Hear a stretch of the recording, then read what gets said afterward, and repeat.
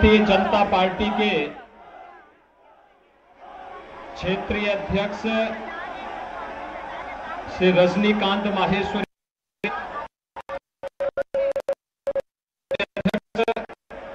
श्री प्रदीप सिंह चौहान जी,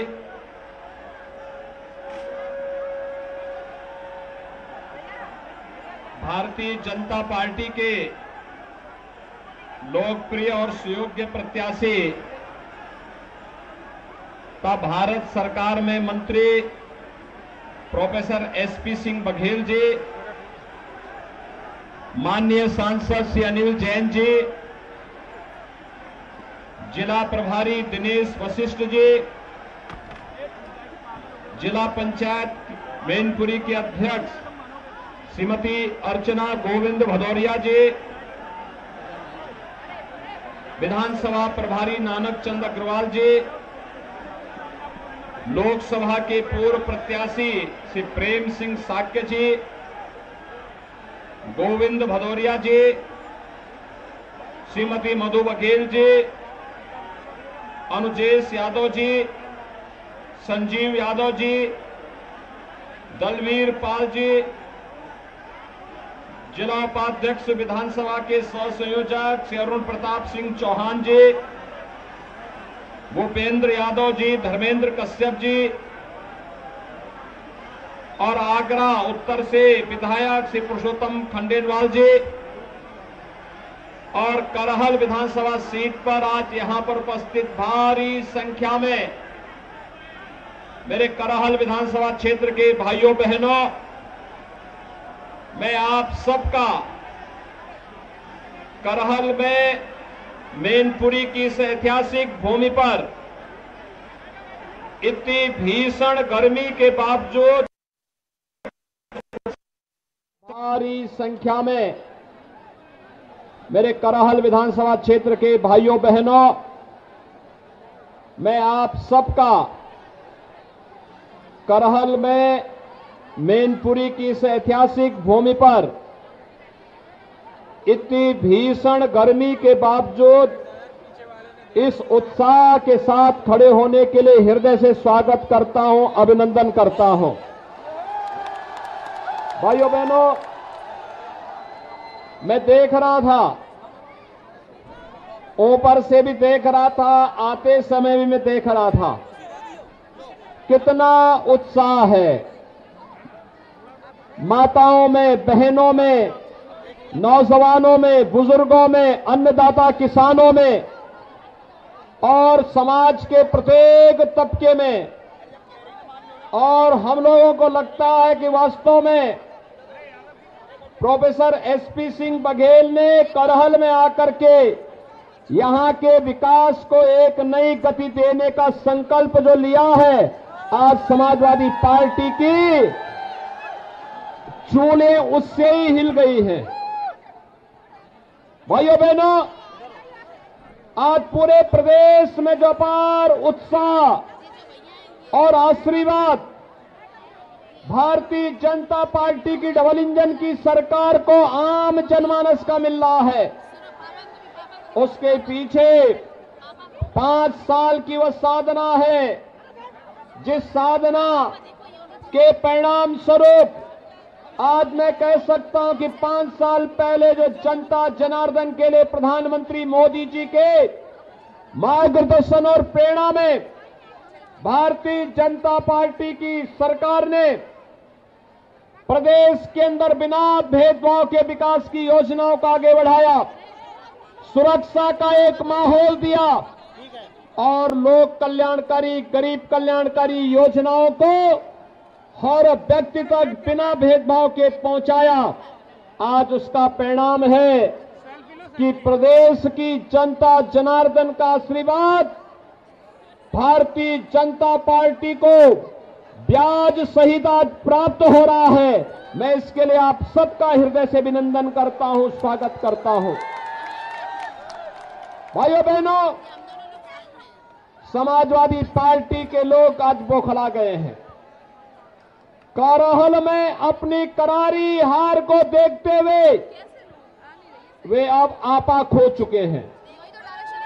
professor SP Singh Baghel पर हुआ हमला उनकी इस कायराना हरकत को प्रदर्शित करता है। लेकिन चिंता करने की आवश्यकता नहीं भाइयों बहनों, चिंता करने की आवश्यकता नहीं।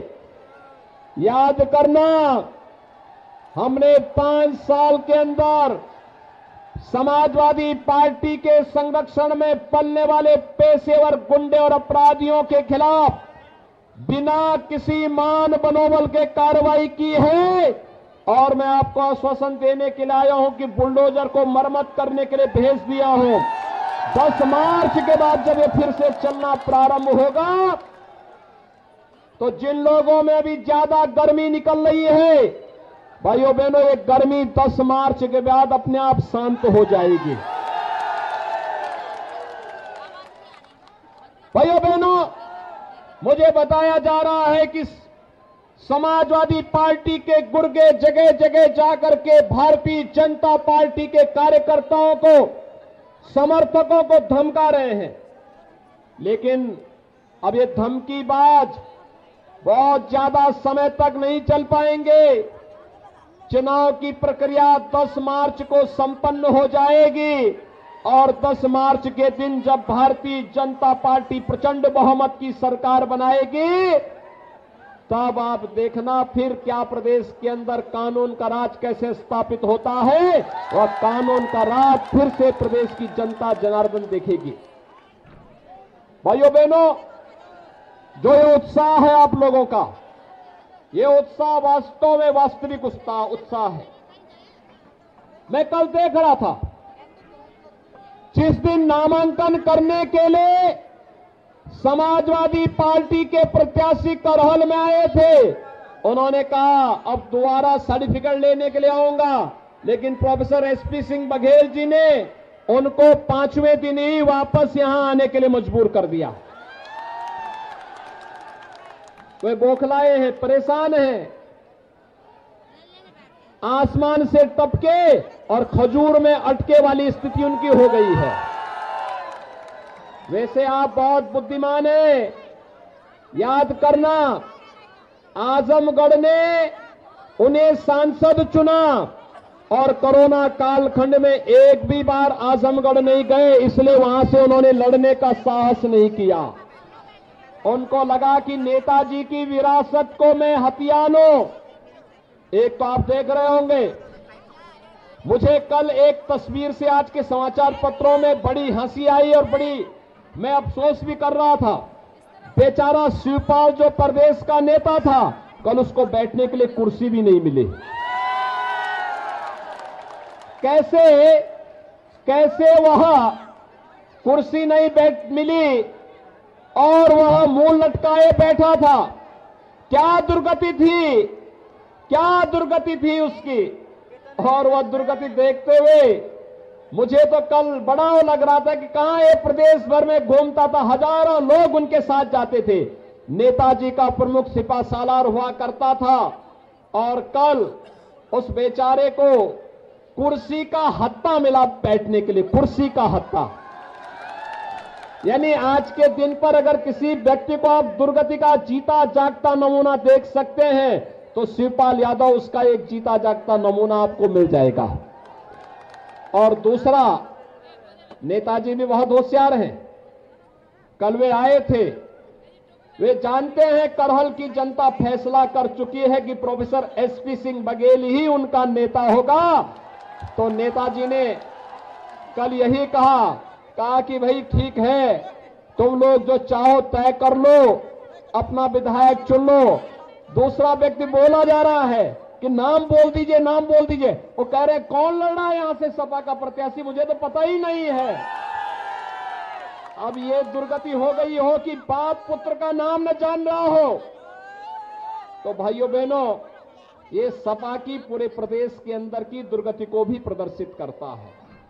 और इसीलिए आज मैं आपका आह्वान करने के लिए आया हूं कि भाइयों बहनों, मैनपुरी में पहली बार भारतीय जनता पार्टी 4 की 4 सीटों पर अपनी विजय पताका फहराएगी। मैनपुरी है, करहल है, भोगांव है, किसनी है, चारों पर भारतीय जनता पार्टी जीतेगी। लेकिन इसके लिए हम लोगों को अभी भी निश्चिंत नहीं होना है, क्योंकि जिन लोगों ने प्रदेश को पूरी तरह चर करके बर्बाद करने का कार्य किया हो, जिन लोगों ने करहल को उसकी पहचान दिलाने का नहीं, मैं देख रहा था कितनी गरीबी है, कितनी बदहाल स्थिति है, कितना बेरोजगारी है और किस हद तक जाकर के लोगों का शोषण किया गया है।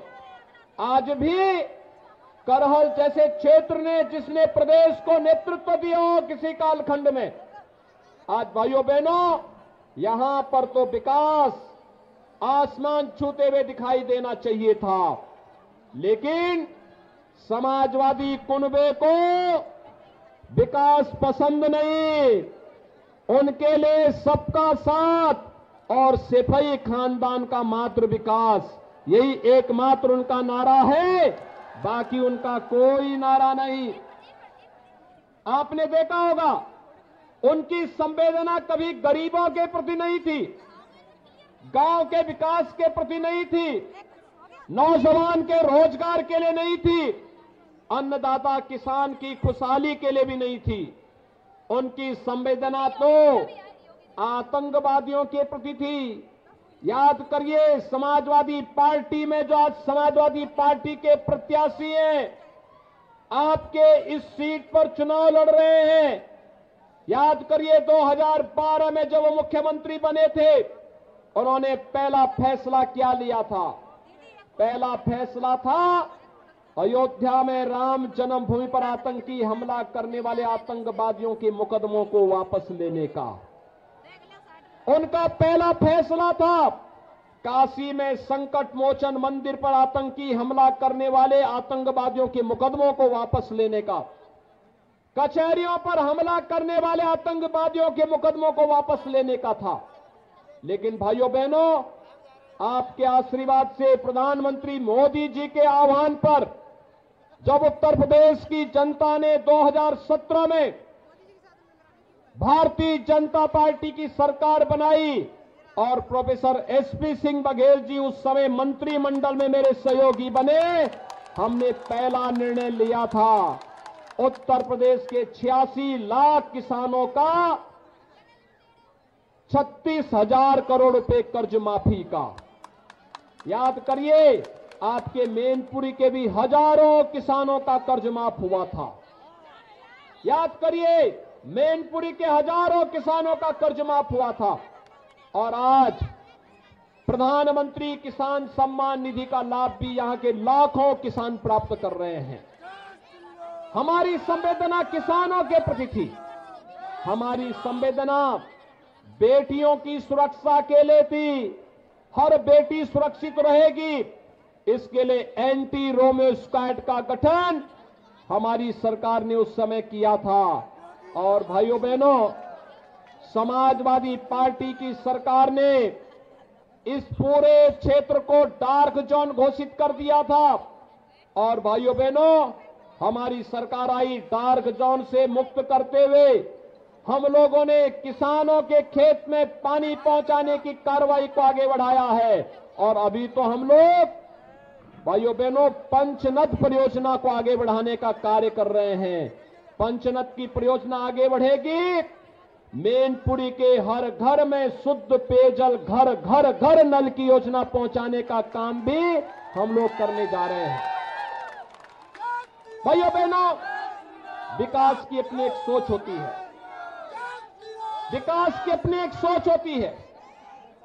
आज उत्तर प्रदेश तेजी के साथ आगे बढ़ता हुआ दिखाई दे रहा है। आज उत्तर प्रदेश विकास की एक नई बुलंदियों को छू रहा है। आज उत्तर प्रदेश के अंदर व्यापारी सुरक्षित है, हमारे नौजवान के भविष्य के साथ कोई खिलवाड़ नहीं कर सकता, बहन बेटियों की इज्जत के साथ कोई खिलवाड़ नहीं कर सकता, बात बात को लेके कोई दंगा फसाद नहीं कर सकता। आज उत्तर प्रदेश के अंदर कर्फ्यू नहीं लगता। आज तो भाइयों बहनों व्यापारियों पर कोई बमबाजी भी नहीं कर सकता। आज उत्तर प्रदेश के अंदर कर्फ्यू का स्थान कांवड़ यात्रा ने ले लिया है और बमबाजी का स्थान आज जब कांवड़ यात्री हर हर बम बम का नारा लगाते हुए चलता है तो उत्तर प्रदेश की नई पहचान बन गया है। भाइयों बहनों, पहले मुख्यमंत्री बनते थे, मंत्री बनते थे, अपना स्वयं का बंगला बनाते थे। मैं पूछना चाहता हूं, समाजवादी पार्टी से मैं पूछना चाहता हूं कि 4 बार प्रदेश के अंदर उन्हें सरकार बनाने का अवसर प्राप्त हुआ। इन 4 बारों में उनकी उपलब्धि क्या है? उन्होंने अपराधियों के खिलाफ कार्रवाई नहीं की, लेकिन राम भक्तों पर गोलियां जरूर चलाई थी। अयोध्या में राम भक्तों पर गोलियां जरूर चलाई थी। 4 बार उन्हें प्रदेश में सत्ता चलाने का अवसर प्राप्त हुआ, लेकिन गरीबों के मकान नहीं बन पाए थे। भाइयों बहनों, 5 साल में भारतीय जनता पार्टी की डबल इंजन की सरकार ने 43,50,000 गरीबों को एक एक मकान उपलब्ध करवाया है। 43,50,000 गरीबों को। आज प्रदेश विकास की नई बुलंदियों को छूता हुआ आगे बढ़ रहा है। हर जनपद में एक मेडिकल कॉलेज स्थापना की कार्रवाई आगे बढ़ रही है। कनेक्टिविटी बेहतर हो रही है। और भाइयों बहनों, उत्तर प्रदेश के नौजवानों को रोजगार मिल रहा है। अन्नदाता किसानों को पूरा सम्मान मिल रहा है। बेटियां अपने आप को सुरक्षित महसूस कर रही हैं और नए भारत के नए उत्तर प्रदेश को आज दुनिया निहारने के लिए आती है। भाइयों बहनों, पहले केवल सफाई महोत्सव होता था, न उसमें राग था, न रंग था, न भाव थी, न भाषा थी। किसी को पता ही नहीं था क्या हो रहा है। आज तो भाइयों बहनों, हमारी पौराणिक और पुरातन पहचान को लेकर के प्रदेश में महोत्सव होते हैं। अयोध्या में दीपोत्सव का आयोजन होता है, जो दीपावली के साथ पूरी दुनिया को जोड़ता है। और मथुरा वृंदावन में रंगोत्सव का कार्यक्रम होता है। पूरी दुनिया मथुरा और भगवान कृष्ण के रंग के साथ अपने आप को जोड़ करके एक आत्मीयता का एहसास करती है। काशी में देव दीपावली का आयोजन होता है। पूरी दुनिया भगवान शिव के साथ सीधे सीधे जुड़ती है। भव्य कुंभ और दिव्य कुंभ का आयोजन होता है। और भाइयों बहनों, यही नहीं, मैं आपको यह भी एहसास कराने के लिए आया हूं।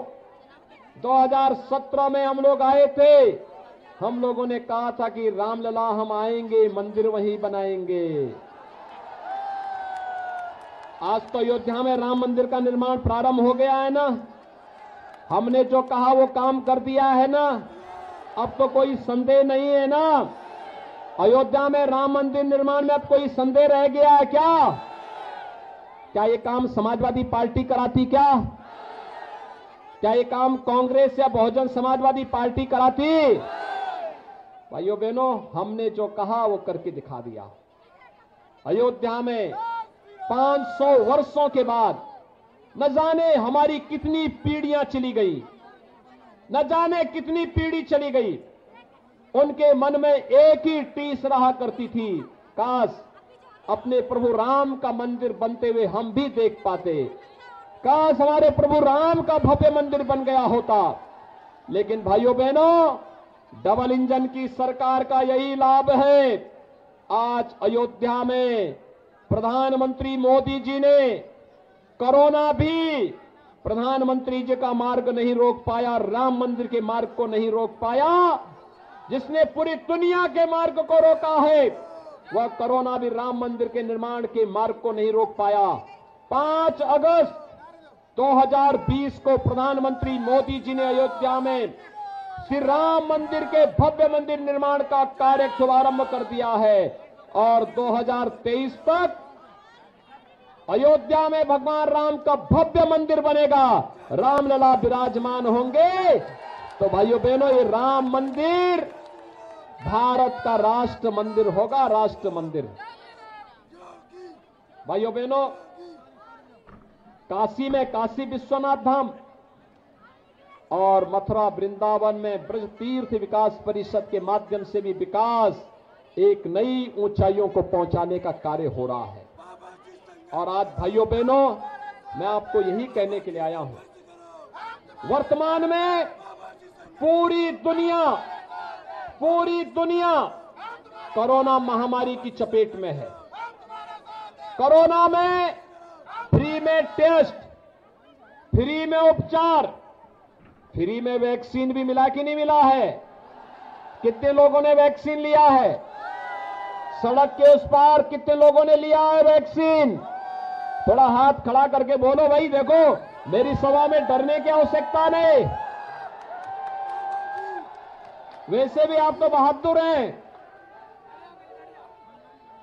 आप तो बड़े बहादुर हैं। आप तो अन्याय अत्याचार के खिलाफ लड़े हैं और आज तो मैं स्वयं ही यहां पर आया हूं आपके बीच में। आज कोई आपका बाल बांका नहीं कर पाएगा। कितने लोगों ने वैक्सीन ली है? दोनों हाथ ईमानदारी से खड़ा करके थोड़ा मुझे बताइए। भाइयों बहनों, मैं आप सबका अभिनंदन करता हूं। देखो ना, यहां पे समाजवादी पार्टी के जो प्रत्याशी हैं, स्वघोषित प्रत्याशी हैं, उन्होंने कहा था कि वैक्सीन नहीं लेंगे।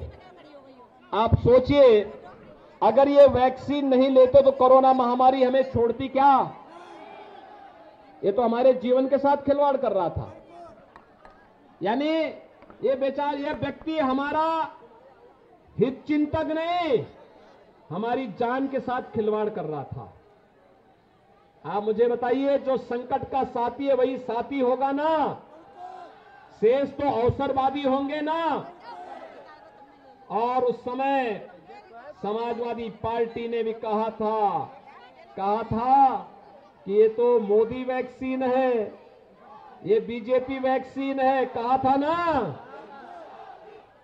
आज भाइयों बहनों, उनको जवाब देने की आवश्यकता है कि अगर ये मोदी वैक्सीन और बीजेपी वैक्सीन से हमारी जान बची है तो फिर वोट भी इसी भाजपा को देना है और मोदी जी के आह्वान पर ही देना है। आप तय कर चुके हैं ना? अच्छा, मुझे एक बात बताओ, कोरोना कालखंड में आपको फ्री में राशन मिल रहा है कि नहीं मिल रहा है? क्या ये समाजवादी पार्टी की सरकार में भी मिलता था क्या? वहां पे तो उनके गुर्गों के लिए पूरा नहीं होता था। पूरे प्रदेश में ऐसे झपटते थे वे जैसे भूखे नंगे हो। पूरे प्रदेश को नोच खाना चाहते थे। और इसलिए भाइयों बहनों, ये डबल इंजन की सरकार है तो 2 बार राशन भी दे रहे हैं। ये कोई हम आप पर, ये कोई हम लोग मेहरबानी नहीं कर रहे हैं, ये हमारा दायित्व था और प्रधानमंत्री मोदी जी का आदेश था कि जनता को कोई परेशानी नहीं होनी चाहिए इस महामारी के दौरान। भाइयों बहनों, 15 करोड़ गरीबों को महीने में 2 बार फ्री में राशन, और भाइयों बहनों, दाल भी और रिफाइंड तेल भी दिया जा रहा है, और साथ साथ 1 किलो नमक भी, और अंत्योदय परिवार को 1 किलो चीनी भी मिल रहा है ना? भाइयों बहनों, मैं आपको एक बात और बताना चाहता हूं। समाजवादी पार्टी ने कभी अपनी संवेदना गरीब के प्रति व्यक्त नहीं की। इनके शासन काल में गरीब भूखों मरता था और अन्नदाता किसान आत्महत्या करने के लिए मजबूर होता था। आज मैं कह सकता हूं, जब 5 साल का कार्यकाल भारतीय जनता पार्टी की डबल इंजन की सरकार का पूरा होने जा रहा है, आज मैं कह सकता हूं कि हमारे यहां कोई गरीब भूखों नहीं मर सकता है और कोई अन्नदाता किसान पैसे के अभाव में आत्महत्या नहीं करेगा, क्योंकि हम तो प्रदेश के अंदर 2 करोड़ 54 लाख किसानों को प्रधानमंत्री किसान सम्मान निधि में सालाना 6,000 रुपए उनके खाते में डाल रहे हैं। और यही नहीं, वृद्धजनों के लिए, विधवा महिलाओं के लिए, दिव्यांग जनों को भी 12,000 रुपए सालाना पेंशन की सुविधा उपलब्ध करवा रहे हैं। 12,000 रुपए सालाना। 1 करोड़ ऐसे परिवार हैं जिनको 12,000 रुपए सालाना पेंशन दे रहे हैं। और भाइयों बहनों, हमने एक और निर्णय लिया है। इस सेफई खानदान कभी चाहता ही नहीं था कि किसी और का विकास हो। मैं भी परसों सिरसागंज गया था। एसपी सिंह बघेल जी का वह कार्य क्षेत्र रहा है। श्री हरिओम यादव वहां चुनाव लड़ रहे हैं, तो हरिओम यादव को समाजवादी पार्टी ने बिना किसी वजह के निकाल दिया। तो हरिओम यादव को भारतीय जनता पार्टी ने सपोर्ट किया और ऐसे ही बड़ी सभा हरिओम यादव जी के समर्थन में थी। और हरिओम यादव ने उस दिन यही कहा, मैंने हरिओम यादव से यही पूछा, मुझे कहा ये तो बताओ कि भाई आपको क्यों निकाल दिया। उन्होंने कहा इस सिपाही खानदान चाहता ही नहीं कि कोई जनाधार वाला कोई यादव उनके साथ रहे, और इसलिए उन्होंने मुझे बाहर कर दिया। लेकिन आप चिंता मत करिए, उन्होंने कहा मुझे उस दिन, कहा फिरोजाबाद में 5 सीट है, सिरसागंज तो डंके की चोट पर जीतेंगे। उन्होंने कहा कि सिरसागंज से हरिओम यादव, करहल से प्रोफेसर एसपी सिंह बघेल और मैनपुरी से ठाकुर जयवीर सिंह, ये तीनों जब मिल जाएंगे तो फिरोजाबाद और मैनपुरी की भी सभी 9 की 9 सीट भारतीय जनता पार्टी की झोली में होंगे। तो मैंने कहा, उन्होंने कहा देखिए सिपाही खानदान का तो एक ही नारा है, सबका साथ, लेकिन सिपाही खानदान का विकास। नौकरी निकलती थी नौजवानों के लिए और चाचा और भतीजा वसूली के लिए निकल पड़ते थे। किसी नौजवान को बिना पैसे के नौकरी देते थे क्या ये लोग? हमारे नौजवानों के भविष्य के साथ खिलवाड़ करते थे। और अभी तो इन्होंने इतना बड़ा अनर्थ किया, हम लोग प्रदेश के 1 करोड़ नौजवान को टैबलेट और स्मार्टफोन दे रहे थे। इन्होंने चुनाव आयोग को शिकायत कर दी, जबकि पहले से चली आ रही योजना थी। 6 महीने पहले हमने योजना लॉन्च कर दी थी। कोरोना के कारण इतना प्रोडक्शन नहीं हो पा रहा था, और जब प्रोडक्शन आ रहा था हम उसी ढंग से वितरित कर रहे थे। हम लोगों ने भी तय किया है कि इन्होंने अगर विरोध किया है, अभी तो 1 करोड़ नौजवानों को दे रहे हैं टैबलेट और स्मार्टफोन। भाइयों बहनों, 10 मार्च को भारतीय जनता पार्टी की सरकार बनने दीजिए। 2 करोड़ युवाओं को टैबलेट और स्मार्टफोन हम प्रदेश के अंदर उपलब्ध करवाएंगे, 2 करोड़ युवाओं को। और यही नहीं, माता पिता के ऊपर इसका बोझ नहीं आने देंगे। डिजिटल एक्सेस जो भी होगा वह प्रदेश सरकार स्वयं वहन करेगी। उत्तर प्रदेश का नौजवान ऑनलाइन एजुकेशन, ऑनलाइन एग्जामिनेशन और कंपटीशन की तैयारी भी अपना टैबलेट और स्मार्टफोन से ही करके देश के अंदर प्रतियोगी परीक्षाओं में पहला स्थान प्राप्त करेगा। भाइयों बहनों, आज मैं आपके पास एक बार फिर ये कहने के लिए आया हूं, बेझिझक अपना वोट भारतीय जनता पार्टी के चुनाव चिन्ह कमल के फूल पर दीजिए। घबराने की आवश्यकता नहीं है, अब कोई घबराने की आवश्यकता नहीं। हमने इतना तय कर लिया है, प्रदेश का एक जगह का गुंडा दूसरे जगह जाने की स्थिति में नहीं है आज के दिन पर।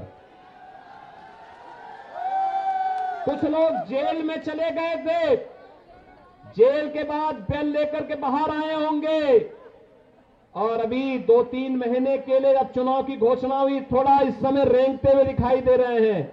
भाइयों बहनों, इनका रेंगना 10 मार्च के बाद भी बंद हो जाएगा। घबराने की आवश्यकता नहीं, क्योंकि हम तो तय कर चुके हैं। हम तय कर चुके हैं, उत्तर प्रदेश के नौजवानों के भविष्य के साथ खिलवाड़ नहीं होने देंगे, उत्तर प्रदेश की पहचान को नहीं मिटने देंगे, और उत्तर प्रदेश के अन्नदाता किसान को भी परेशान नहीं होने देंगे, और अपनी बहन बेटियों की इज्जत के साथ भी किसी को खिलवाड़ नहीं करने देंगे। सिपाही खानदान के लिए अपना कुनबा ही पूरा प्रदेश होगा, लेकिन मेरे लिए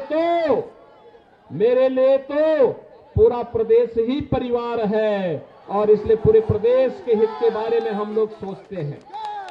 इसीलिए प्रधानमंत्री जी ने मंत्र दिया, सबका साथ सबका विकास। और सबका साथ और सबके विकास के लिए हम लोगों ने तय किया है, एक हाथ पर विकास की छड़ी और दूसरे हाथ पर बुलडोजर का स्टीयरिंग लेकर के पूरे प्रदेश के अंदर हम लोग घूमेंगे।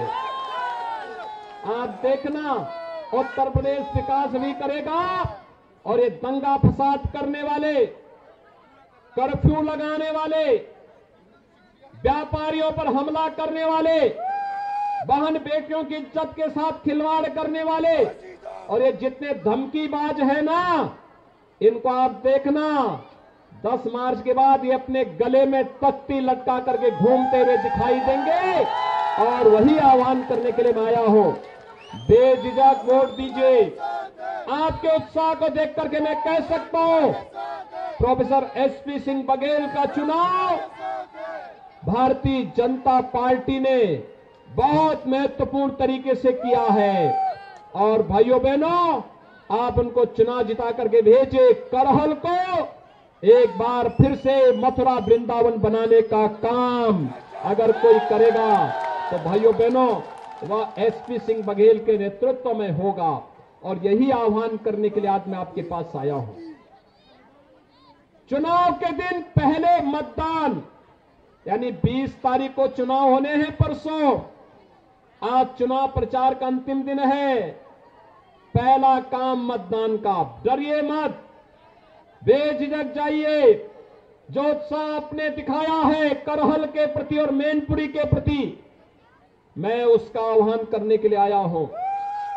ये जो गुंडे अपराधी अभी हमला करके अपना कायराना हरकतों का कर रहे हैं ना, इनका तो बहुत अच्छा उपचार है हमारे पास, बहुत अच्छा उपचार है।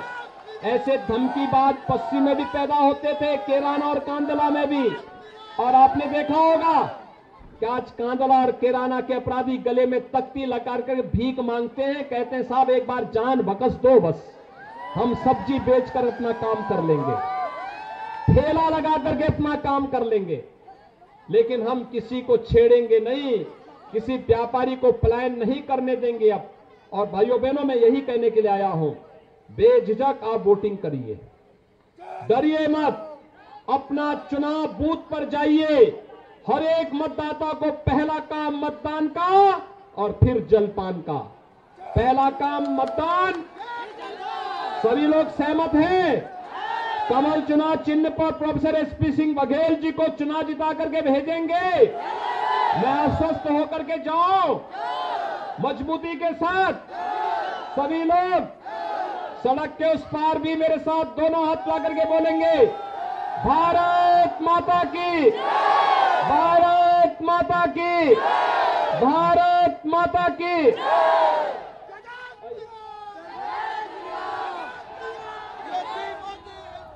तो करहल में सीएम योगी आदित्यनाथ को आप सुन रहे हैं, मंच पर मौजूद हैं सीएम योगी।